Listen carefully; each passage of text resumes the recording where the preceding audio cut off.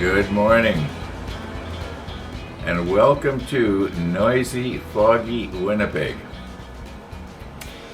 Yeah, just when I go to push record, the little tractor comes up. Yeah, I know that some people call that a bobcat, but it's also known as a skid steer cat or a skid steer tractor.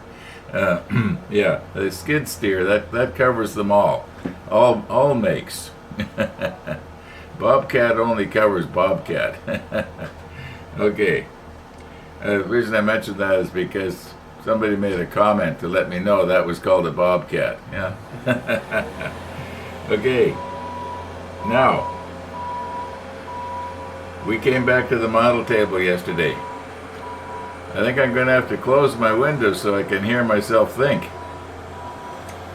And as far as the sunrise goes, it was non-existent. It's pretty foggy out there right now. The sun should have come up right there. I think I'm going to have to go out and ask them if they want me to move my car.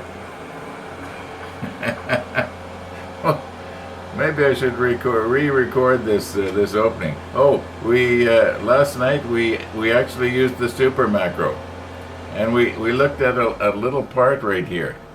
Where is it?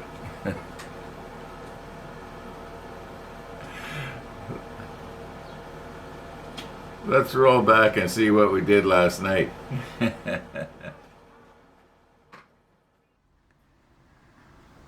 Okay, continuing right along here. We now need something called Q11.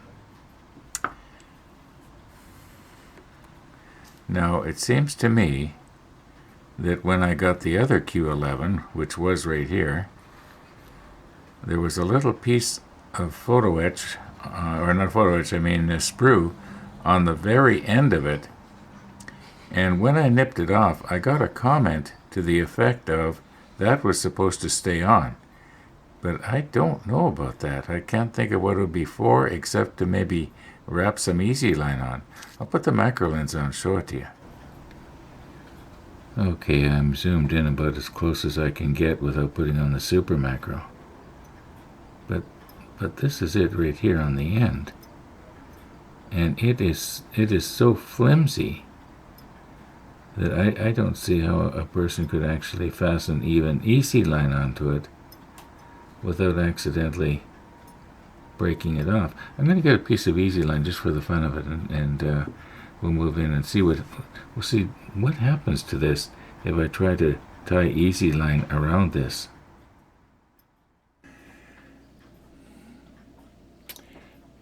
I'm going to try and use the super macro here.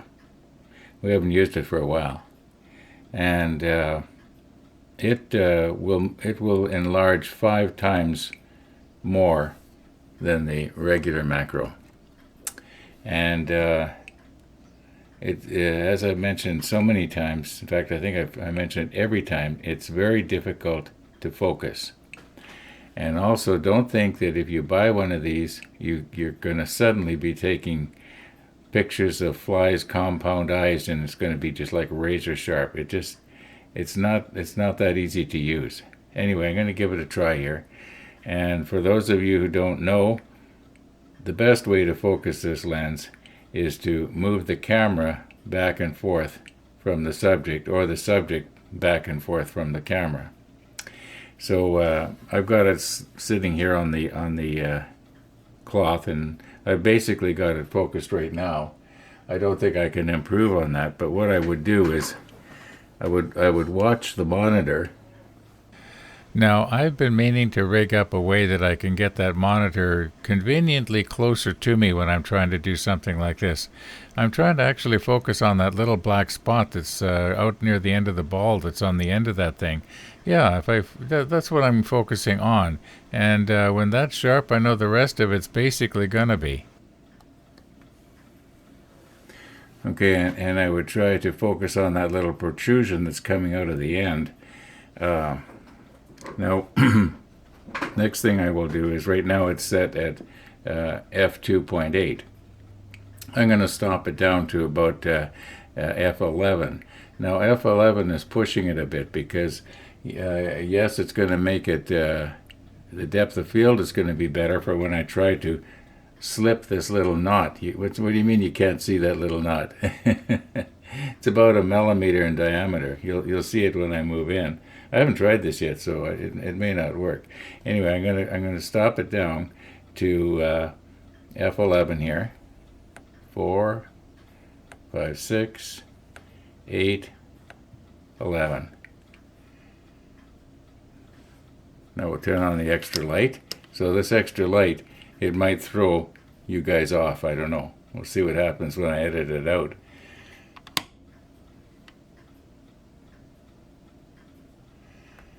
Now it appears to me that the detail is a little bit washed out there. So I'm going to override the auto ISO because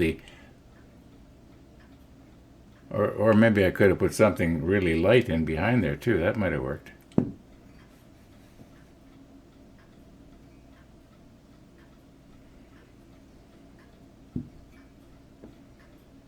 I'm going to override the auto ISO. And that way the background will be a little darker.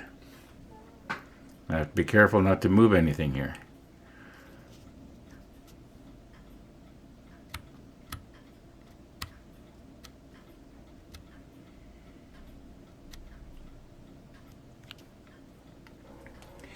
Okay, what I did was I closed it down 2 full stops. Yeah, that looks not too bad. Okay, now let's put on my other eyes here and try not to bump anything.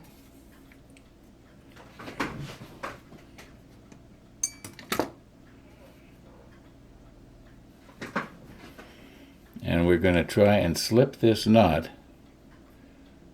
over that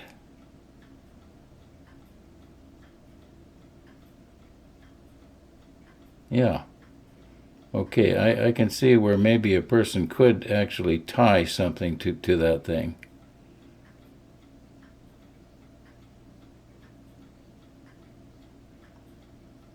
I'm not going to try it, but I can see that where a person could actually do that. The thing is, though, I can't see them having something that small. I mean, that's incredibly small. We're working on the microscopic here pretty much. I mean, we've gone past the macro to the microscopic, and I don't think they expect the modeler to be able to tie anything to the end of that. And yet, maybe they do. Maybe everybody's kit had that little protrusion on the end of this little part, which is already incredibly small. Whoops. Did I bump it out of focus now? Anyway.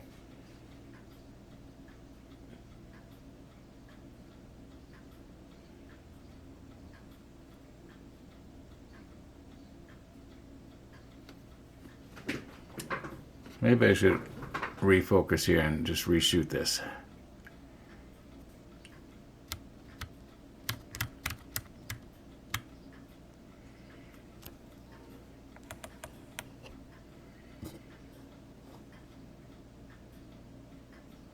Actually, it's not bad.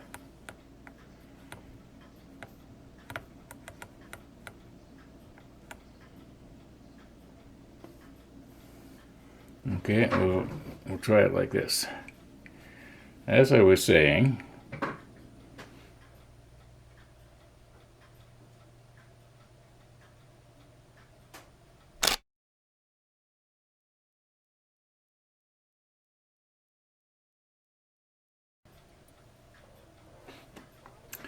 okay, I think we messed around enough here.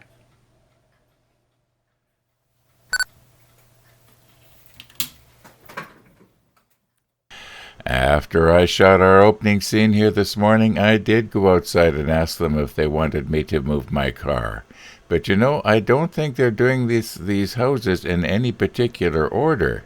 I would have thought they would have just gone from house to house and run the line in. But no, it's not working out that way. They're sort of a hop, skip, and a jump. Now, it could well be that those people who already have the service from this particular cable company are getting theirs first. I guess maybe that sort of makes sense. And I don't. I'm with the other guys, at least for almost a year and a half yet until my contract runs up.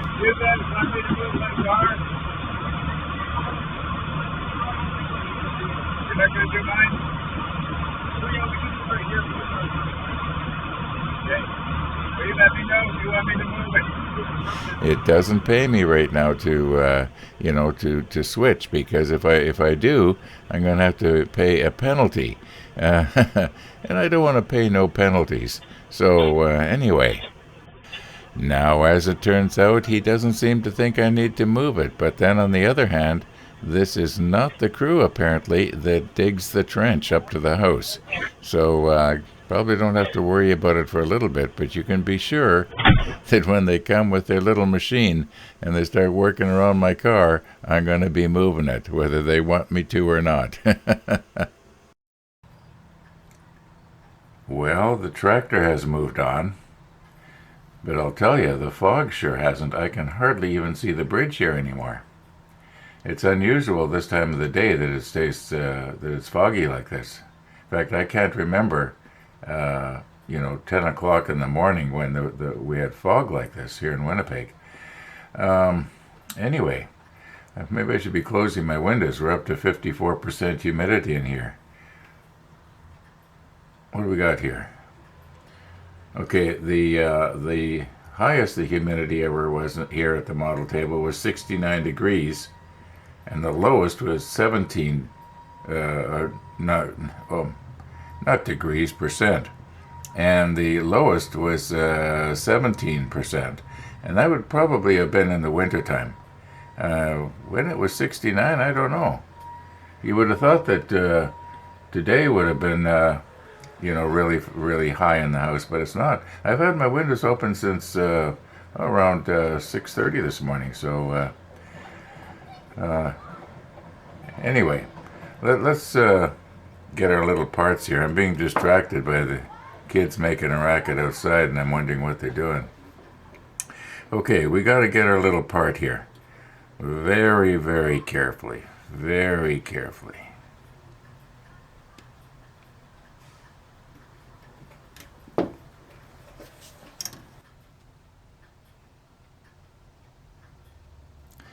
And this time I'm not going to nip this part off. Okay, now to complete our mast here, we need photo etch C24 to go around this part that I'm holding on to.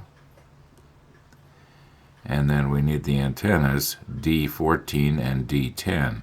And I think it's going to go a little faster because I'm not going to be messing around soldering this part and this part together, because I thought they were supposed to be together as depicted over here. Oh, you can't see that. Sorry about that.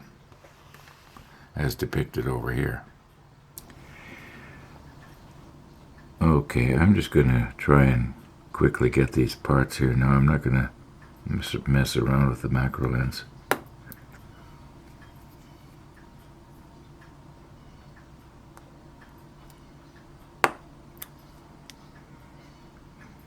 Now this one I have to be careful. I don't want to cut the railing, even if I shave it just the slightest amount.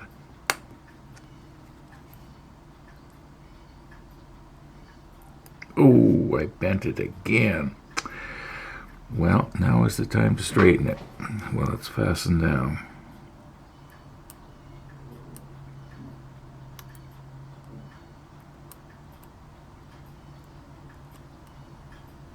That's pretty good. I could have gone a little more, maybe. There, I got it this time. Very gently.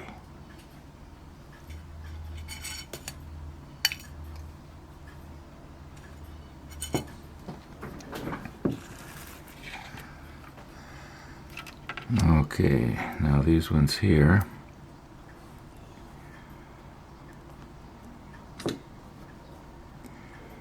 I think I'll try and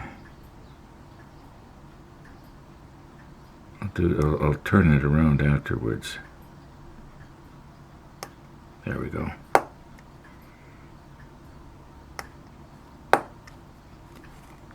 I like these parts where you slip the cutter off the end and you can hear it sort of drop down or feel it drop down. You can actually feel it. Okay.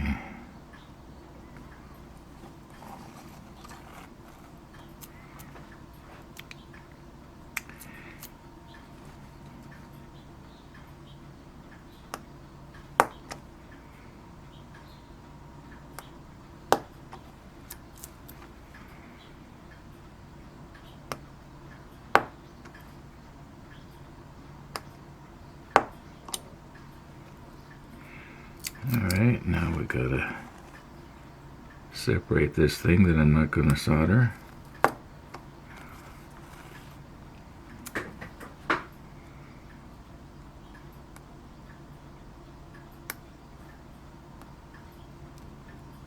I didn't hear it. Well, I must be through. It just didn't make any noise. Alright. Now very gently here.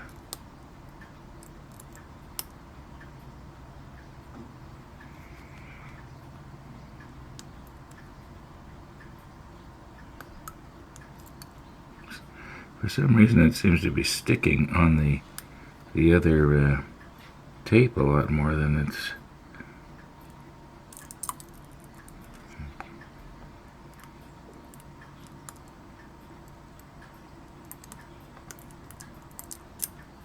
It's so easily bent out of shape.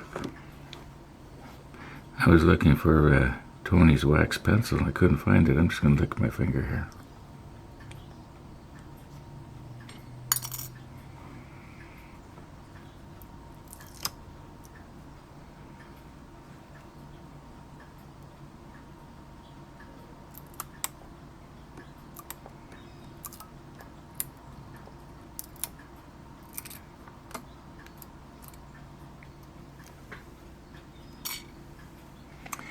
Okay, I think we've got all our footage.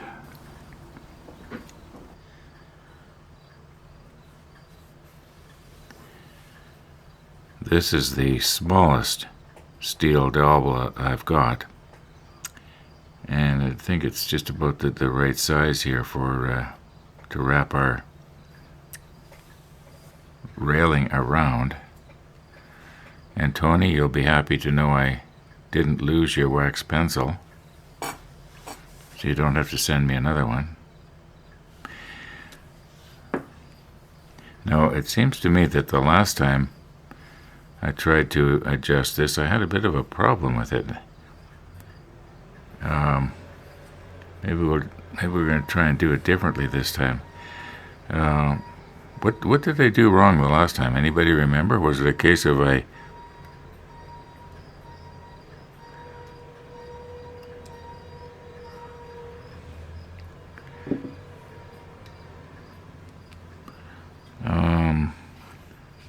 how would it be? I'm going to put my stronger glasses on here. Okay, that's better. Now, if I was to pick this up, did I ever mention how doing stuff like this is getting harder as the years go by?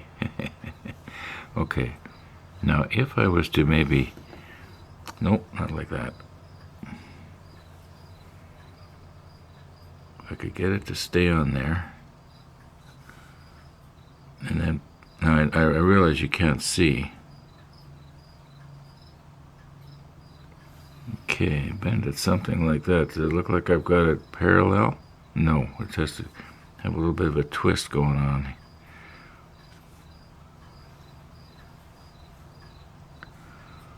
I'm going to have to do this off camera, folks. I am sorry. So why do I have this sort of deja vu feeling going on here? Well, it's because we did this all about, what, 2 weeks ago? far as I can tell, this mast is identical to the other one we did.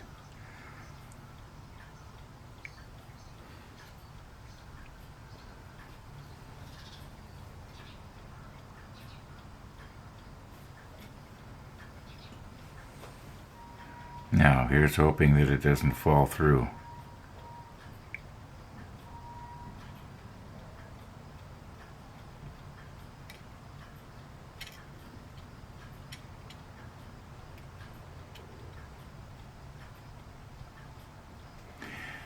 Tell you what, let's put on the macro lens and watch it close up.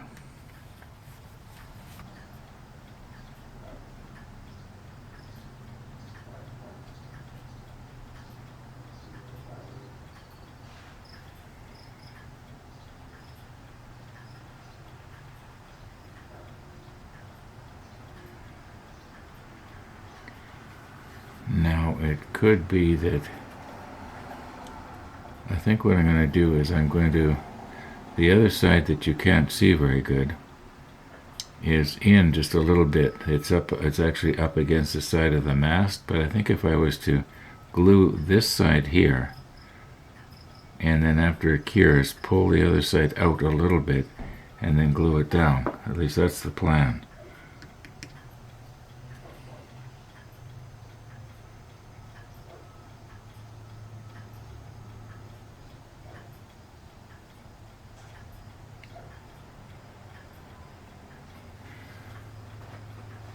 I think I got it. I think I got it there.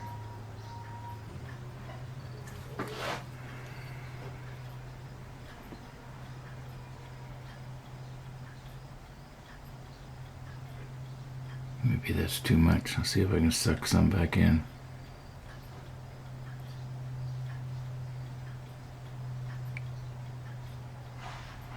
No, it won't suck in. I have to wipe it off and start again. That's some better.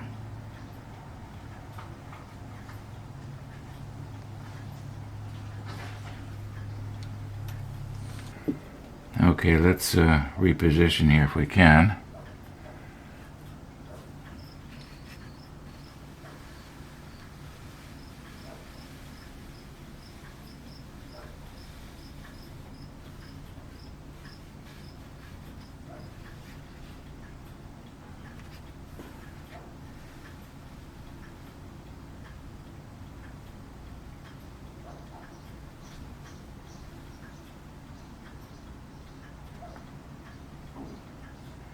Actually, it only has to come out a tiny little bit there.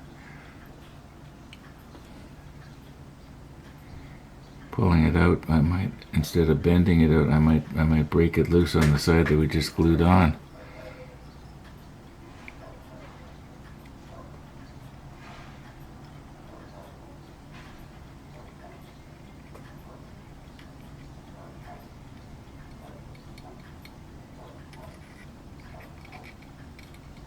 Now, if it would stay like that, I wonder if I was to try and hold it with my fingers so I could hold against myself.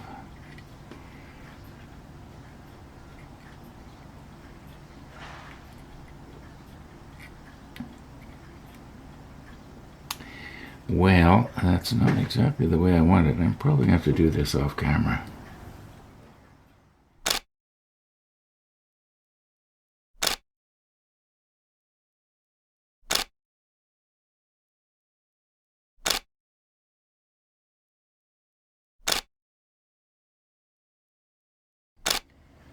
Okay, I hope the snapshots that I just took turned out. Isn't it nice we don't have to get film developed anymore?